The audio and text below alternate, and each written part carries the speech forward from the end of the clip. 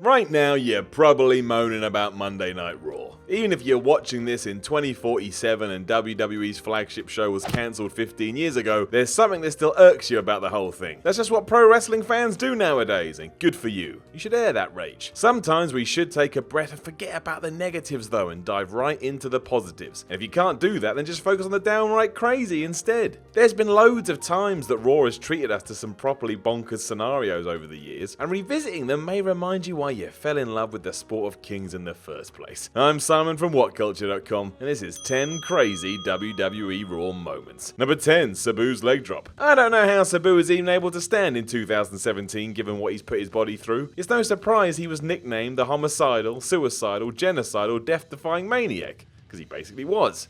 He just didn't care and he had balls of steel. Not really known for crisp wrestling exchanges, Sabu's whole thing was to put on a spectacle mostly by being an absolute lunatic and trying to break himself to entertain us. This was otherworldly in ECW, but it's not like that shut down during his WWE run, because it definitely did not, especially if we're talking about the June 19th, 2006 episode of Raw. While it may not be at the top of the Sabu list, seeing him hit the ropes, jump off a chair only to balance on the top rope, and then hit a leg drop onto John Cena and put him through a table, well, think about what I just said. Aside from the skill it took, the destruction of the whole thing was just brutal. Number 9, Shane McMahon's steel cage leap. You don't need me to tell you this, but Shane McMahon is crazy. Just watch any of his matches to see that, and whether it's a pay-per-view or a Raw, he will more often than not try and work something nuts into his arsenal. Hence why this went down on November 25th, 1999 on a cold Monday night. Much like our friend Sabu, Shane has certainly done a lot worse, but within context it still shocked a lot of people. As his former friends, the Mean Street Posse, beat up Test within a steel cage, McMahon ran through the crowd, scampered up the structure like a monkey,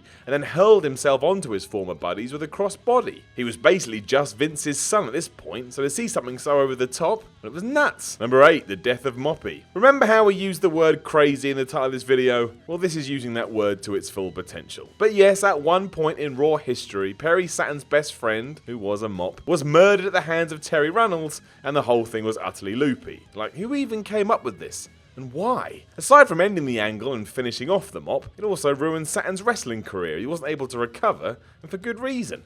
Listen to what he had to go through. He was some nuts bald guy who was in love with a cleaning utensil.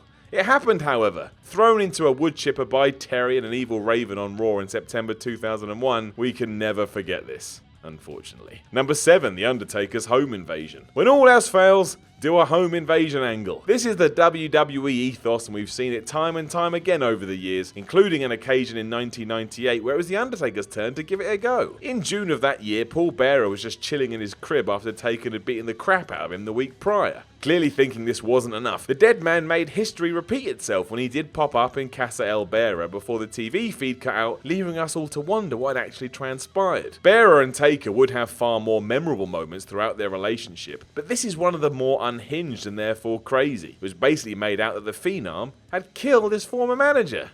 Nice. Number 6, Stone Cold and Big Show destroy the Titantron. Stone Cold Steve Austin was involved in so many infamous moments throughout Raw history it's hard to pick, but that's why we've gone for one that's rarely mentioned. From April 1999, Austin was mad because the corporation's Shane McMahon had stolen his world title and kept taunting the Rattlesnake by continually putting pictures of it up on the Titantron. Promising he would rip the screen to shreds if this kept happening to cost the McMahons money, well, that's exactly what Austin did. Interfering in the main event and helping the Big Show in the process, the two teamed up to tear the giant screen into 1,000 pieces, which was quite the spectacle given how synonymous it was with Raw. You should go watch it. Number 5, Chris Jericho kidnaps Chyna. This was one of those times Chyna was treated as anything but a serious competitor, much as she was when her and Mark Henry were an item. Feuding with Chris Jericho in 1999 over the IC title, things had already gone sour because the 9th Wonder of the World had cost Y2J his match by throwing tampons at him. And I'm not joking.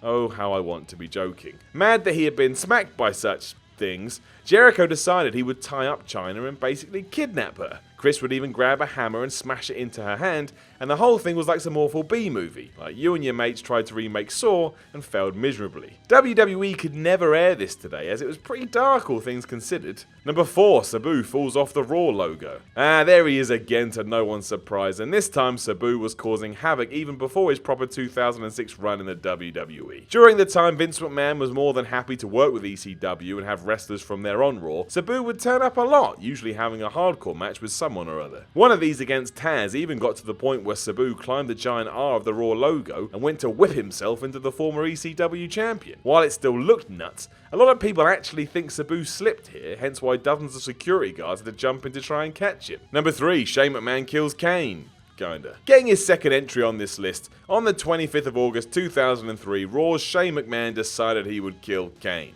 Or at least that's how it seemed. During a match with Chris Jericho, Shane O'Mac would have things grounded to a halt when Cain rocketed down to the ring and attacked him. Now this was just a few weeks after the Big Red Machine had tombstone Linda McMahon straight to hell, so there was some bad blood here. But when the fight eventually spilled to the back, things got out of hand. Deciding he would try and commit murder first, Cain lit a dumpster on fire and tried to throw Shane into it. Vince's offspring managed to break free though, and instantly dropkicked the 7-foot monster into the flames instead. He then yelled, "Burn in hell, you son of a bitch." Now I don't know about you, but if I saw that in video evidence during a trial, I would convict Shane McMahon in seconds. Somehow Cain survived and went on to beat the Boy Wonder in back-to-back bouts, and how that went down no one will ever know. Number 2, Lita takes the plunge. We all know the trouble WWE went through during the Attitude Era when it came to women. When I say trouble, I mean terrible, terrible decisions that are almost impossible to watch today as they're horrible. Straight up horrible. Lita and Trish Stratus did a great job in trying to balance all this out, however, and were instrumental in planting the seeds to prove that, shock horror,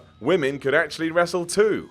Who would have ever thought that? In July 2000, this all took a serious step up, however. Finding themselves at odds following a Hardys vs Dudleys scrap, meaning plenty of tables, ladders and chairs were in the ring, Lita and Trish made their way up one of these ladders and into a precarious position. Seeing an opportunity, Stratus pushed Lita from this perch right through a table. It's a far cry from the bra and panties nonsense that was thrown our way, and it really did get a reaction from the crowd. Plus it all went down on Raw. Number 1, Jeff Hardy's Titantron dive. All things considered, Jeff Hardy should be far more beaten up than he is. He has taken so many risks throughout his career and yet still moves around like everything is fine. It's crazy in itself. Having no fear regardless what the situation is, one of his Raw highlights came in 2008 during a massive brawl with Randy Orton. Making their way up the aisle and onto the stage, Hardy floored Randy and started to climb the Titantron, and then he just kept climbing. Getting to what seemed like a position that was 40 feet or so from the ground, Hardy dove from the Tron and nailed Orton with a swanton bomb that has to be seen to be believed. This is the kind of thing you'd be mesmerised to see on a pay-per-view, let alone regular television,